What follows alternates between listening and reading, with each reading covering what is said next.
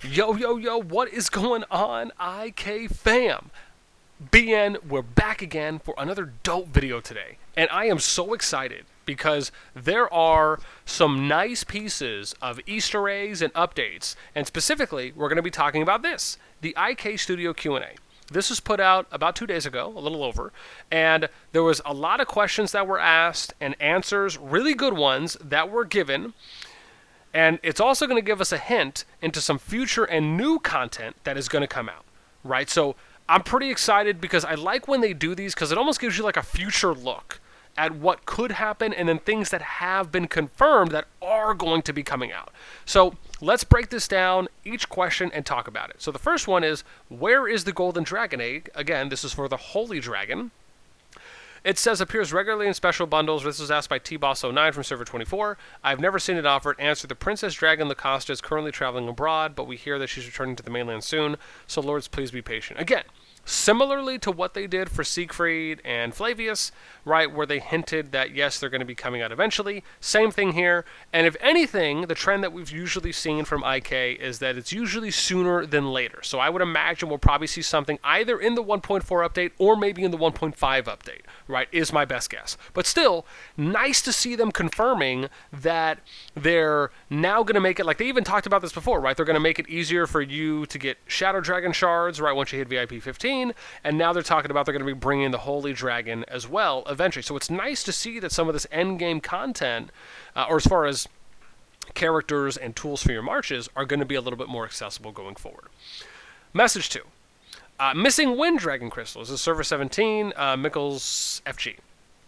Asked, better yet, the answer is, currently Wind Dragon Crystals can only be purchased from the Arena Shop. After hearing feedback from Lords, we've also decided to add Wind Dragon Crystals to Dragon Crystal Chest in the new version. This is, again, a big win. This is confirmed of something that's going to happen, most likely in 1.4, based on how they hinted. And what it means is that it could probably happen in a couple ways. They'll either add them to something else where you can make purchases from, maybe the Alliance Shop, or ideally what I would hope would be they just add a 5th gnome boss and out of the 4 that are there, and then they just add the 5th one to allow you to get Wind Dragon Crystals, right? That, to me, seems like an easy fix, and I can tell you, would be an amazing adjustment, or at least an amazing addition, right, to the current pile. But just the fact that they're going to do something to make the Wind Dragon more accessible, so that way the Wind March is a little bit more accessible to free-to-play in general, is still a big win, right? I love that. Okay, question 3. Server 19's Coconut asked, for Alliance gifts that you get after a member has made a purchase, could you make it so there's a button that allows for you to automatically claim all gifts? Answer. After receiving feedback from Lords, we will be adding a one-tap collection function to Alliance gifts in the next update. Thank you for your awesome suggestion. Again, similarly to what they did before, where they split up the section for where gifts would show up from the Alliance notifications, which made it a lot easier, and then they added the section where you would just claim them one by one instead of claiming them from the notification. Now they're adding a claim all. Again, amazing quality of life update. Thank you, bejesus. Let's move on. Number 4, from Server 9's Lori Goldfish to Game Operator, please give me a free Epic Immortal. I'm just going to say, good question, but have low expectations. Let's move on. So, number 5, from Servers 19, Erica09 asked, 8.8 has bugs, attacks aren't working. Right, they gave you a challenge, and this is something we noticed as well, right? A lot of people have talked about this, where when they did the update to 8.8, they made it a lot more difficult, right? I remember not having to run any specific dispel or silence or energy regen slowdown like what Hippolyta gives you, which is what they suggested here, right? And I was able, and I almost had the boss at like 80% health down on my first main account, right? And you didn't have to run any dispel. But after they added it, right, don't get me wrong, I like that in Well of Time they're making it so you have to theory craft a little bit. I like that. It's a little bit of puzzle and troubleshooting that you have to do for certain boss stages. I like that they're doing that, especially for the boss levels, where maybe you have to work in a specific immortal, or maybe a specific type of immortal to increase your chances of winning it faster. Right? I really like that. And I also think it allows for players to get more familiarized with other immortals that they may not have ever checked out before. So again, I think, again, it's a great addition. But keep in mind, you can run Peter for Dispel, Hippolyta for Energy Slowdown, William Wallace for Silence, Attila for Silence, Jeb, if you want to run him for Dispel, which is an uncommon wind you can run. So again, right, you have, 5 or 6 options, right, that you can run. Now let's talk about message 6. From Server 32 still says... the game designers 4th floor, the Mysterium doesn't appear, even after updating, thank you. Their answer was, Mysterium's 4th floor requires 2 teams. So again, not sure exactly what the question was here because it's probably part of the translation. So maybe it's something personal, or maybe they just didn't know you had to use 2 marches to get there. But anyways, let's move on to number 7. Server 28, Thug Bunny. Hi guys, you're doing a great job this game, but I really think you need to fix the rallies. I mean, if we rally, then all players should attack at once, which he's referring to more of like a stacking rally, where you're basically loading the rally leader, instead of 1 by 1, which is how the kind of current shotgun or machine gun style mechanic is. Otherwise, rallies are so useless, I really hope you consider this request. Thanks. So they gave an answer that kind of just describes what the current mechanic is, which is rallies provide an environment of comparative advantage, in which each lord has a certain chance to defeat other lords that have more power, as the health of the defender won't be reset after each round. Again, this is specifically referring to how the current rally mechanic works when you're doing it, right? Where you can have up to 5 people, and for each attack that happens, where each player goes in 1 by 1, right? The health of the defending of the garrison troop is static, right? It's stagnant. So if he loses 2%, it doesn't get refilled. Unlike if you just had 5 castles around that player and you were attacking them 1 by 1, after each engagement, his troops do refill, right? As long as he has troops in the training ground. And this is difference. If the difference in power is too large, no matter what kind of battle it is, there will be a higher chance of failure. Again, and that's accurate. I mean, if you're trying to rally someone where each of your 5 players that are rallying are at 20k troop power, and the enemy's at 40k troop power, yeah, you're probably not going to make any headway.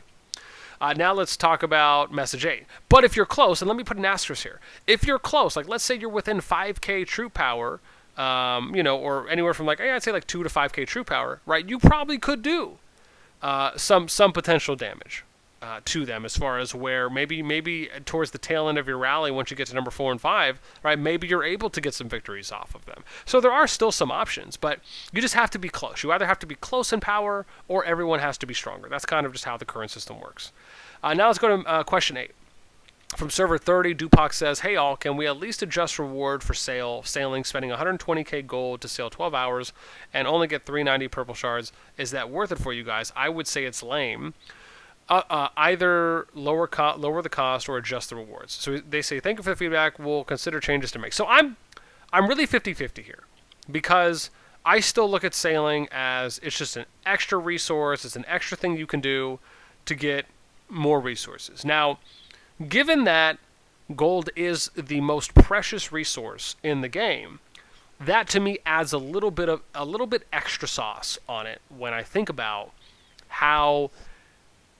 Well, I was just going to say how it tastes, but what I will say is, given that it does cost 120k gold, you do the 12 hours, and you're getting around 390 purple shards, plus or minus, an epic or other immortal shard, a couple pieces of shards that you could get, right? It does beg the question that maybe the price of gold could either lower, or they could just increase the amount of shards that you get by a little bit, right? Maybe...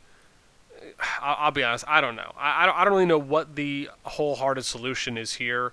The only thing I can think of that you could compare this to would be like the Human Rebels event, where when that event's going on, right, as long as you attack, I think it's like Gnome 8 or above, right, you'll get Rebel Rally pieces or summons that you can then use after the event finishes or at any time. And then you rally those, the different tier levels, and then from rallying those, you'll get purple shards, right? It's one of the best events for getting purple shards, if not the best event for getting purple shards, and just accumulating those. And typically you just gather, everyone gathers either near a city or in a certain area, and then you're just launching rebel rallies all day long, and people are just joining rallies all the time.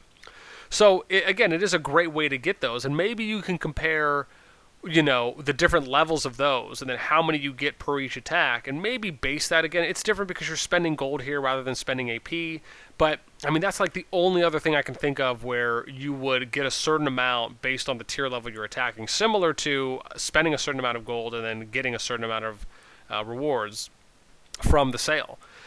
But yeah, I mean, at least at face value, I definitely think maybe the gold price could lower a little bit, or they could just increase the rewards a little bit. Not a lot, but I would just say a little bit, because I do think it could be a little bit more worth it. But at the same time, and I'm not going to say but, if you want to look at something else, right, look at Mysterium, right? You grind for Mysterium, and you don't really get a lot of shards. Like, sure, yeah, once you defeat the bosses, you'll get some epic shards, but it's not like you get 20 or 30 epic pieces, right? It's not a lot.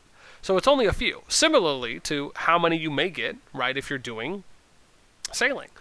But again, the big difference there is that you're spending gold, right, which is, again, your finite resource compared to spending action points in Rebel Rallies or spending, or just, doing Mysterium, which you're not really spending anything, right? It's just a matter of you trying to get to the end to each of the boss levels. Okay, now let's talk about question 9. This is from Server 12 General Saint. Quality Assurance Arena, have bugs, happens a few times. When I win, it records as a loss, and even battle history records show defeated. Right, multiple people have talked about this. I know my buddy Shadows made a bunch of videos he sent in. He's been talking about this for a while, amongst others. They're saying they're working hard to troubleshoot and fix this issue ASAP. Please be patient. So again, they're now acknowledging this is a thing, which is great, and they're going to work on a fix. So hopefully, as usual, hopefully that fix will come sooner than later. But it's nice to see the acknowledgement.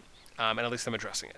Now, the last big one, which is nice here, this is question 10. A message from Server 7's Jenna Queen to game designer. This game is amazing. I love what you were doing. Please keep it up. I would love to see how it goes.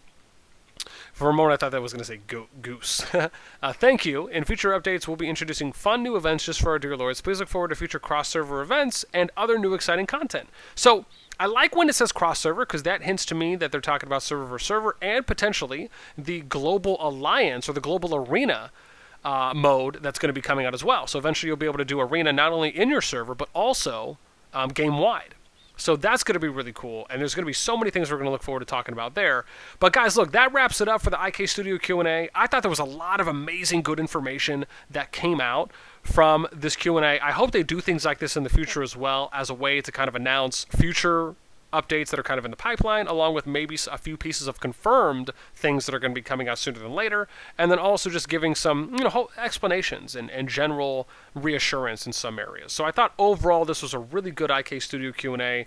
I thought we took away a lot of good things that we can all look forward to coming up in, as always, hopefully sooner than later updates, but nonetheless will eventually be coming out. That's what I'm most excited for. Again, I hope y'all enjoyed this kind of review of the IK Studio Q&A. I would love to know what you think, or better yet, what you thought about any of the questions that we talked about, any of the answers they gave, right? Did you think that they were sufficient? Did you like it? Did you not? What's your feedback? Right, please let me know anything and everything down in those comments below. That's it from us today. Until next time, we'll catch y'all later. Peace!